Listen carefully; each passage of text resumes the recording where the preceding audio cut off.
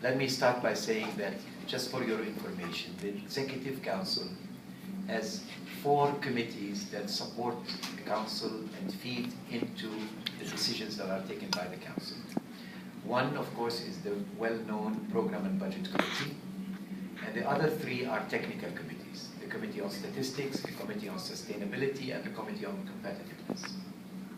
Out of these 4 committees, the Committee on Sustainability and the Committee on Competitiveness have been relatively, just to be polite and correct about this, dormant, have been relatively not very active. And on the other hand, the other technical committee on statistics was doing rather well for many, many reasons that we had to analyze.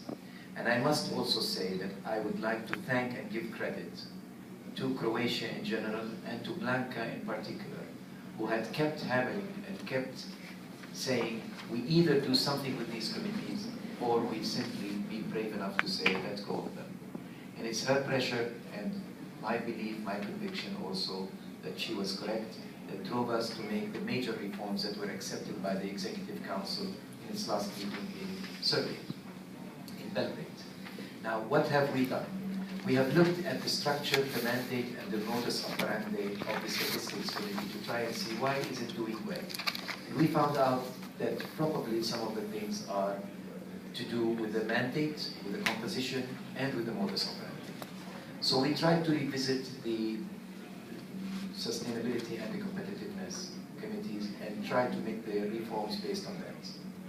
On the mandate, the Statistics Committee does not deal with specific activities. It does not busy itself with trying to say, let's make an activity here or an activity there. It brings together issues that have to do with guidelines, with criteria, approval and blessing of big principles, and the big picture, not the small picture.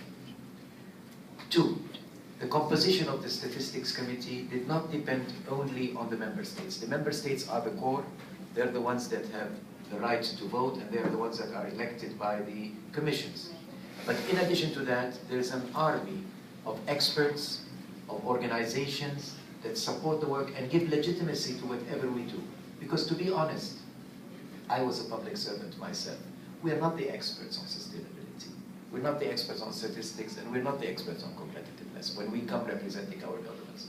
And today we're representing our government, tomorrow somebody else is representing our government. So the backbone of continuity has to be lying in a body of experts that are capable of giving legitimacy to this.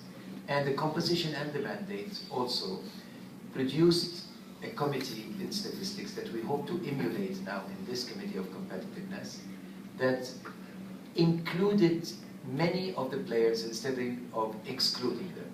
So in the Statistics Committee you have UNStat, you have Eurostat, you have many important statistics organizations and bodies that are there. You have people by their own names, people by their own experts.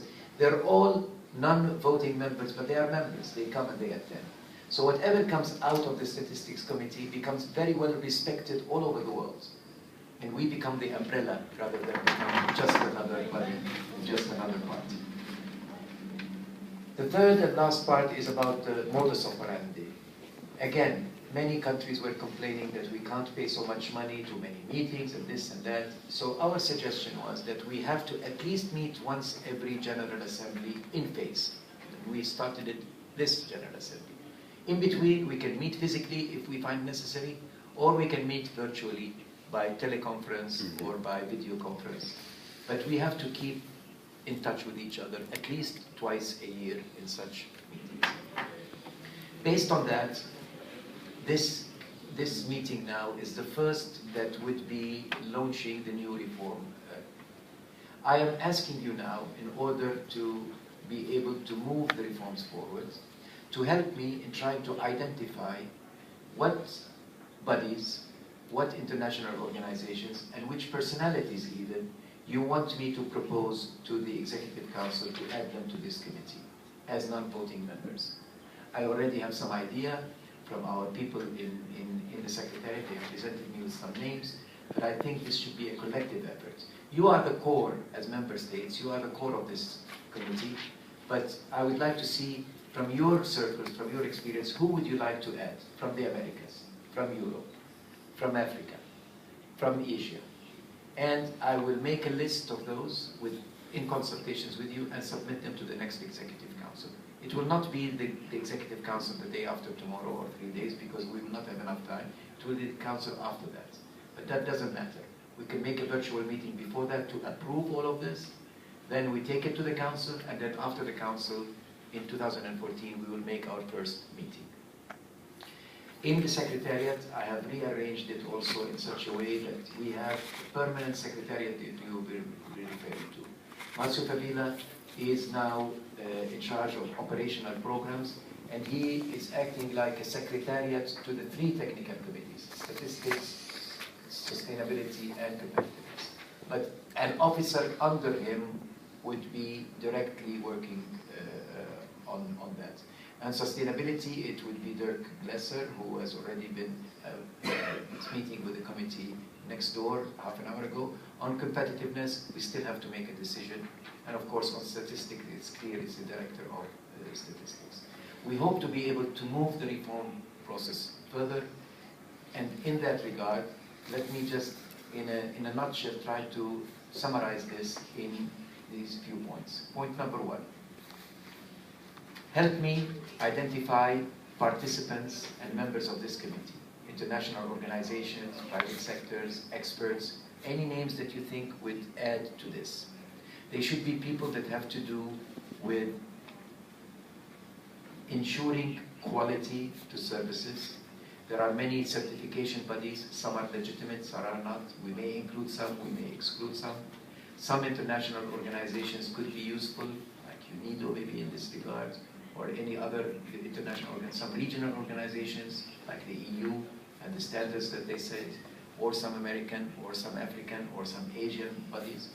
Give me suggestions, let's put together a list, and I will run it by you before I submit it to the Executive Council. 2, we should stay online, interactive with each other, and be in touch with each other until we formalize the committee meeting. Maybe in 2014 we will need a virtual face-to-face meeting for the first time with the new members, but after the Executive Council.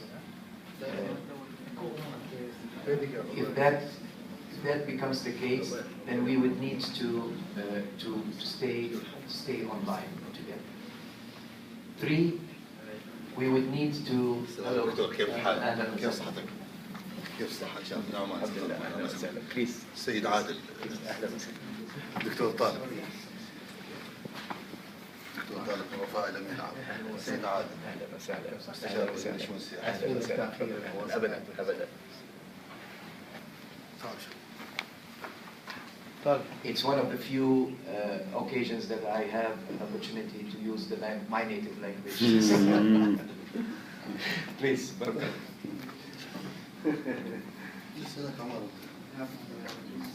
That reminds me of point number 4 that was supposed to be point number 6, but I will advance it because it's an important one. One of the issues regarding the reform of these committees was related to cost of travel, cost of meetings and everything. We also have a problem with the cost of translation and interpretation. So the General Assembly has agreed that there are 5 languages to the General Assembly, and these 5 languages must be applied also to the Executive Council, but not to the regional commissions. The regional commissions, we will choose 2 to 3 languages, and we have also solicited the approval of the Executive Council that for the sake of rationalization of expenditure, the working language of the technical committees will be English. I hope that would be okay. If we have any problems, we'll have to deal with them on the side, because the cost of bringing a booth and a translator for any other language is going to become prohibitive. Point number 4, we need to be more inclusive and more engaging, and we need to become like a reference that is reputed and acceptable all over the world. So we need to identify the bodies that do work similar to ours and tell them, come in, let's work together, instead of competing with them. And in doing that, we should be building consensus.